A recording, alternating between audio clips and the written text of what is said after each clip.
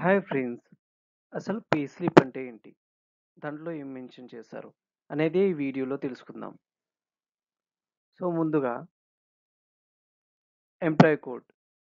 మీ యొక్క employee code అనేది mention చేశారు. అండ్ ఎంప్లాయీ నేమ్, మీ యొక్క ఫుల్ నేమ్, మీ యొక్క డేట్ ఆఫ్ జాయినింగ్, డిపార్ట్మెంట్ మీరు ఏ డిపార్ట్మెంట్‌లో వర్క్ చేస్తున్నారో ఆ డిపార్ట్మెంట్ నేమ్ మెన్షన్ చేశారు. డెసిగ్నేషన్ మీరు ఇన్ కేస్ జావా డెవలపర్ అయితే జావా డెవలపర్, లేకపోతే లైనక్స్ డెవలపర్ అయితే లైనక్స్ డెవలపర్ ఆ డెసిగ్నేషన్ మెన్షన్ చేశారు. లొకేషన్ మీరు ఎక్కడ వర్క్ చేస్తున్నారు? హైటెక్ సిటీ, హైదరాబాద్ లేకపోతే బెంగుళూరు. ఏ లొకేషన్‌లో వర్క్ చేస్తే ఆ లొకేషన్ మెన్షన్ చేశారు. Next PF UAN number. UAN number అనేది కూడా మెన్షన్ చేస్తారు. Next ESI number. ఈఎస్ఐ అంటే ఎంప్లాయీ స్టేట్ ఇన్సూరెన్స్. సో, ఇది మీరు ఎలిజిబుల్ అయితే ఆ నెంబర్ కూడా మెన్షన్ చేశారు. పాన్ నెంబర్ మీ యొక్క పాన్ నెంబర్ కూడా మెన్షన్ చేశారు. And PF number. పీఎఫ్ అంటే ప్రావిడెంట్ ఫండ్. ఆ నెంబర్ కూడా మెన్షన్ చేశారు. And paid days current month అంటే ఫర్ ఎగ్జాంపుల్ ఈ మంత్లో 20 డేస్ ఉంటే 20 డేస్కి మీకు శాలరీ పడుతుంది. 30 డేస్ ఉంటే 30 డేస్ శాలరీ పడుతుంది అన్నమాట. ఆ డేస్ అనేది మెన్షన్ చేస్తారు. అండ్ లెవెల్ వచ్చేసి ఇది ఎక్స్పీరియన్స్ బట్టి డిఫర్ అవుతుంది. For example 0 to 2 years experience level ఏగా తీసుకోవచ్చు. 2 to 5 లెవెల్ బిగా తీసుకోవచ్చు. మోర్ దెన్ 5 లెవెల్ సిగా తీసుకోవచ్చు. ఆ లెవెల్ అనేది మెన్షన్ చేస్తారు.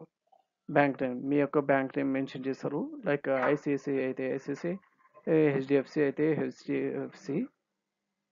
అండ్ మీ యొక్క బ్యాంక్ ఐఎఫ్సి కోడ్ కూడా మెన్షన్ చేశారు.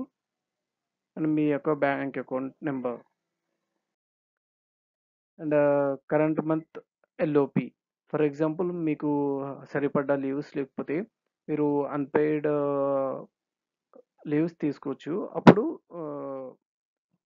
అది ఎల్ఓపిలో పడుతుంది. ఎర్నింగ్స్ మీ యొక్క ఆఫర్ లెటర్‌లో ఏదైతే మెన్షన్ చేస్తారో like basic, HRA and PF లాంటివి అవన్నీ ఎర్నింగ్స్ కాలమ్‌లో మెన్షన్ అయ్యి ఉంటాయి. యాక్చువల్ ఫర్ ఆహ్, మీరు ఎంత సంపాదించిన అనేది యాక్చువల్ కాలమ్‌లో ఉంటుంది.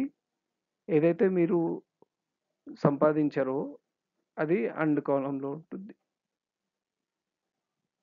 అరియర్స్ మీకు ఏదైనా లాస్ట్ మంత్ గానీ, ఏదైనా బోనస్ కానీ ఆహ్, వచ్చేదుంటే అది అరియర్స్ కాలమ్‌లో మెన్షన్ చేసి ఈ మంత్ సాలరీలో క్రెడిట్ చేస్తారు.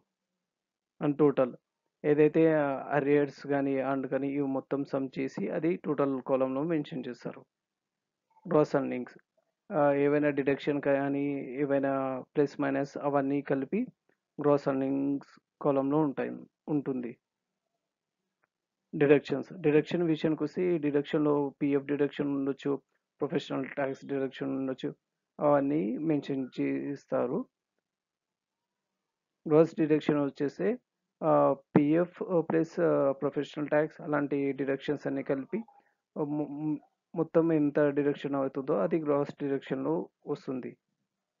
నెట్ పే మొత్తం డిడక్షన్ ప్లస్ టోటల్ మొత్తం కలిపితే ఏదైతే ఉంటుందో అది ఆహ్, మీకు సాలరీ రూపంలో వస్తుంది. అదే నెట్ పే. మీకేమైనా డౌట్స్ కానీ, క్వెరీస్ కానీ ఉంటే కామెంట్ బాక్స్‌లో మెన్షన్ చేయండి. ఇలాంటి మరిన్ని వీడియోస్ కోసం మా ఛానల్‌ని సబ్స్క్రైబ్ చేసుకోండి. Thank you.